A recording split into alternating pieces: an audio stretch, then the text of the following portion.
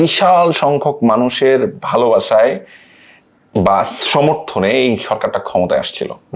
কিন্তু সরকারের কাছে যে অ্যানোনিমাসলি ক্ষমতার যে পাওয়ারটা ছিল, যে মানে অদ্ভুত পাওয়ারটা ছিল, সেই অদ্ভুত পাওয়ারটা তারা মিসইউজ করছে আমি বলে মনে করি। বেশিরভাগ ক্ষেত্রেই তারা বুঝেই নেই এই পাওয়ারটা দিয়ে কি করা উচিত।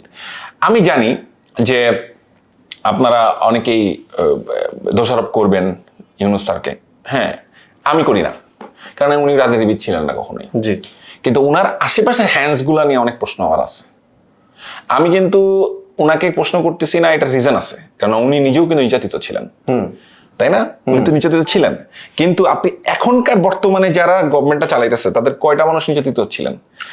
তাদের পরিবারের কয়টা মানুষ? খুব বেশি হলে 2-3 জন। হ্যাঁ, বেশিরভাগই কিন্তু গুড় খাওয়া। হাসিনার সময় কিন্তু তারা বেশিরভাগই ফেস সেলফি তুলে ফেসবুকে আপলোড করতো এবং ফ্লেক্স করতো, আর দেখো আমি অমুক মন্ত্রীর সাথে আছি, করতো না? আবার আমি বঙ্গবন্ধু দেখিনি, আমি কি বলে, আমি হিমালয় দেখিনি, আমি শেখ মুজিব দেখেছি বা বঙ্গবন্ধু দেখেছি কয়া পদ্মা সেতুর ছবি ফেসবুকে লাগাই দিছে, লাগাই দিয়ে অনেক কি বিস্ময় অপার বিস্ময় তাকে